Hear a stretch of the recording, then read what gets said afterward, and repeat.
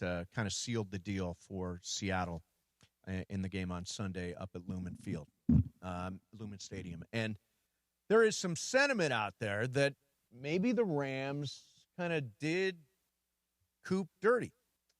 I can read this. Take it. Yeah. All right. So the Rams won. I'm taking this from an article from Mike Silver in The Athletic. Yes. So the Rams won the first meeting between the two teams in mid-November, and until a furious fourth quarter comeback, their Thursday night rematch in Seattle a month later seemed to be following a similar trajectory. But late in the first half, Kupp's red zone fumble in that first game had killed a potential Seattle scoring drive. According to several witnesses, the fallout from that play sparked a confrontation between Rams and Seahawks coaches as they spilled out of their upstairs boxes at half's end and took a shared elevator to field level. So in those boxes are typically the coordinators on both offenses. Right. The witnesses said that several Rams assistants were discussing the fumble in question as they neared the elevator. One offensive coach asked which Seattle player had been responsible, and when the other replied that it was Kupp, the coach snickered as though he expected the answer. The drew ire from the Seahawks outside linebackers coach Chris Partridge, who enraged response caused Rams defensive pass rush coordinator Drew Wilkins to yell back at him. Partridge's witness said had to be held back by other Seahawks coaches in the packed elevator, averting a possible skirmish. So this is coming out after the Seattle Rams game this past weekend. Yep. This is about the first game of the year that the Rams, the Seahawks coaches believed the Rams were being mean about Cooper Kupp. Yes. Of course he fumbled. That's why we let go of him. That's why the Rams didn't offer him a new contract, let him go to Seattle. And they may have done Cooper Kupp dirty. Right. So if I go back and look at, and by the way, Cooper Kupp signed a 3-year, $45 million contract with Seattle. He's got an out after this year. After the season he had, I doubt he's going to take the out. I think he's going to keep the money, and he's under contract through 2027. You know, I would rather have had Cooper Kupp as my third receiver than Tutu Atwell, who we paid $10 million this year and caught a handful of balls. I agree with you that the Tutu Atwell was a mistake. I think that was not a great decision, but you have to look at what Cooper Kupp was doing the last 2 years with the Rams. Yeah. He was not productive. And as this article goes on to say, it does feel like McVay, one, realized how good Puka was. Two, he starts to design the offense around him, Puka. yes. And whenever the ball did go to Cooper Kupp in the last 2 seasons, it was a drop. It was an ineffective play. And he missed a lot of games. He missed a lot of games. And it's a lot of money to get to your third receiver. I was going to say, I don't think of it as a choice between Cooper Kupp and Tutu Atwell, because obviously Kupp is better than Atwell. I see it as a choice between Cooper Kupp and Davante Adams. Or at least I think that's the way they see it. And if you're choosing between Davante Adams and Cooper Kupp, Davante Adams was better than Cooper Kupp this season by a mile. Cooper would never be a third receiver. He's not a third receiver with the Seahawks. I think there's also, in a lot of ways, more redundancy between Nacua and Kupp versus Nacua and Adams. 100%. Now, Kupp this year had 47 catches, 593 yards, 2 touchdowns. The thing about the Rams is they can be ruthless. When you're done, Todd Gurley, Cam Akers, Jared Goff, Ernest Jones. When you're done, you're done. And Kupp certainly is not the player he was 3 years ago. I really think. By the way, love the guy, love what he did for the Rams. He will always go down as a Rams legend. There's maybe an outside lens on Kupp in this game specifically because it was against the Rams. Correct. And he had that play. But he had a touchdown. It's not like he had made a massive impact on the game. It was that one play. Yeah, he was not JSN in this game. Right. Like, he had, 4 catches and 35 yards? Didn't he have a touchdown catch and then the game-sealing catch?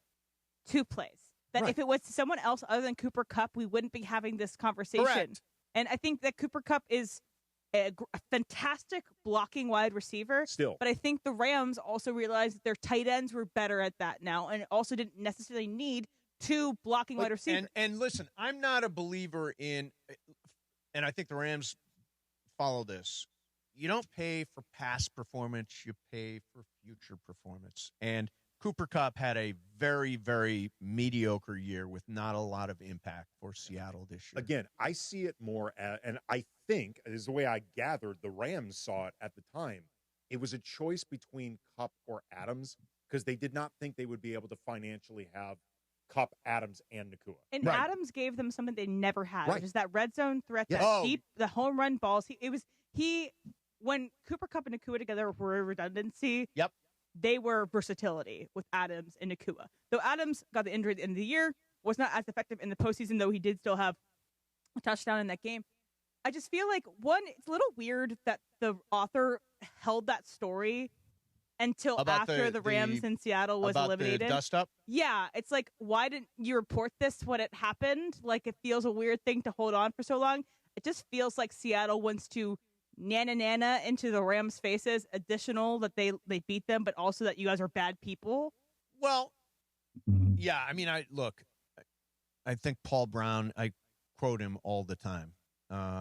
You will be tolerated until you can be replaced. The Rams replaced Cooper Kupp with Davante Adams. Let's all be honest. Cooper Kupp's last season with the Rams, maybe even the last 2 seasons, how often did we spend on this station talking about Kupp's production declining, his lack of availability? Do the Rams need to potentially upgrade, move on? It's not like it caught any of us by surprise or shock or anger that they ended up going in a different direction than Cooper Kupp. Like, we're all being honest about it. If you had him on your fantasy team this year, you realize how little Cooper Kupp did this year. And listen to this. He went from 140, what a year. 145 catches, 1,947 yards, 16 TDs in 2021. Unbelievable year. But if you look at his catches after that, he went from 145 to 75 to 59 to 67 to 47 this year. Obviously, it's kind of a cliff. Yeah, and it's an age cliff, it feels like, an injury cliff. Yeah.